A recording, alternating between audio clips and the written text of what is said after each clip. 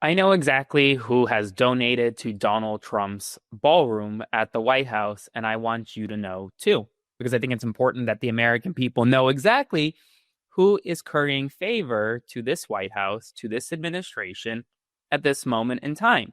And they're donating not a dollar or two, they're donating millions, tens of millions of dollars to this massive ballroom that Donald Trump now says is worth $300 million. So I'm going to run through this list for you. It's a long list, but there are some interesting names on it, some interesting companies, some interesting people.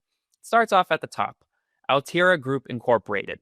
Then it goes to Amazon, Apple, Booz Allen Hamilton, not surprising, Caterpillar Incorporated, Coinbase, Comcast Corporation, J. Pepe and Amelia Fanjul, Hard Rock International, Google, HP Incorporated, Lockheed Martin, Meta, Micron Technology, Microsoft, Next Era Energy, Palantir, also not surprising, Ripple, Reynolds American, T-Mobile, Tether America, Union Pacific Railroad, the Adelson Family Foundation, that's Miriam Adelson and her husband, her late husband, Stephen E. Brody, Betty Wald Johnson Foundation, Charles and Marissa Cascarilla, Edward and Sherry Glazer, Harold Ham, Benjamin Leon Jr., the Lutnick family, that's referring to Howard Lutnick, who's the Commerce Secretary under Donald Trump, the Laura and Isaac Perlmutter Foundation,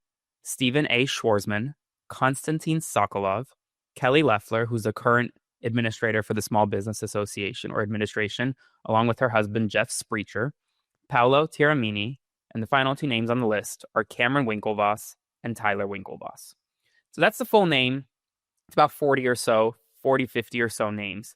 It's the full name of all the individuals that are currently donating to Donald Trump's ballroom. Now, this ballroom has violated multiple laws based on Donald Trump literally demolishing the entire East Wing of the White House without getting any prior approval, but he doesn't seem to care. And so we're at a situation where you have these massive donors donating to Donald Trump's ballroom, and many of them want to curry favor with the administration. Many of these big companies, they're not surprising, right? You have military defense contractors, you have big crypto companies, you have very large and influential Republican donors. So a lot of them are not surprising, but they're here. And I think it's important that the American public knows about them. And while we're at a time where the White House this morning didn't look so good. So I want to show you what the demolition process of the White House East Wing looks like right now.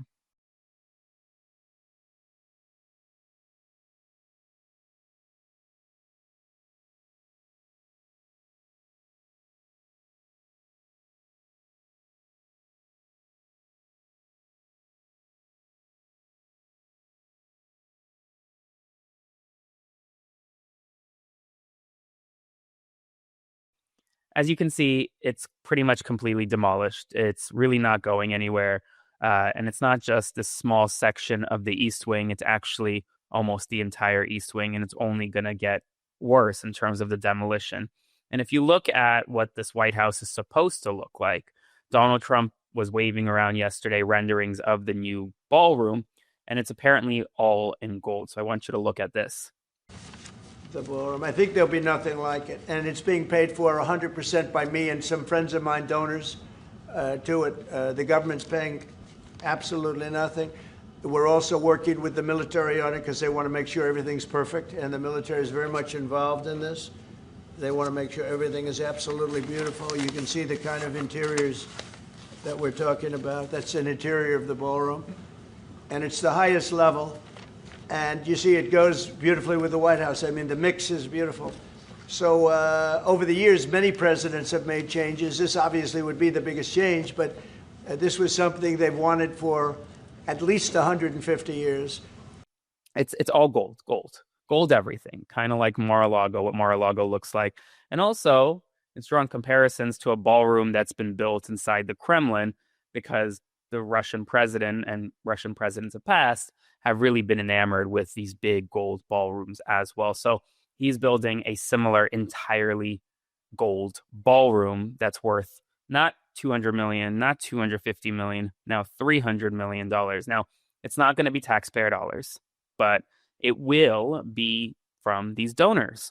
And here's the thing, which is what many people aren't talking about in this entire situation, is that there is a pay for play scheme emerging, right? You want to get in Donald Trump's good graces, the easiest thing you can do is simply donate millions of dollars to his presidential ballroom. Super easy, super simple. And while Donald Trump claims that he's going to foot the bill for some of it, there's no evidence that he's donated any of his own money to this. And I think I want to take a step back because imagine if President Biden built, not a ballroom, let's say a tennis court. Tennis court costs a couple $1,000,000 maybe to build at the White House. A nice big tennis court, great renderings, whatever. And for that tennis court, he says, you know what? Hunter, you're going to donate some money. My cabinet secretary, you're going to donate some money. Some companies, George Soros, you're going to donate some money. Imagine the outrage. Imagine the outrage from the right. I mean, we would really never hear the end of it because it's just blatant corruption or possible corruption, these pay for play situations. And it's not surprising to see a lot of these companies on this list because a company like Coinbase, for example, big cryptocurrency company, major player in the crypto industry. And right now, crypto needs handouts from Congress. Crypto needs handouts from this administration. Donald Trump has proclaimed to be the most pro-crypto administration after he's getting these massive donations to the ballroom. And there's really no regulation here, right? They could donate as much as they want. And you never know. A Russian oligarch could send money to one of these individuals who can then send it to the White House. There's no regulation on it. We don't know where this money's coming from. These foundations, we don't know who donated this money, whether it's been earmarked by someone who doesn't want to be known. We don't know any of that. And we may never know any of that because of how this is structured, because it's done so secretively and so underground. And no one is calling it out. And so I will. Because I think it's important. So please make sure to like, comment, share, subscribe, spread the word so that more people know what's happening in Washington, D.C. right now, because this White House situation could be a major ethical issue and no one is talking about it. But I am.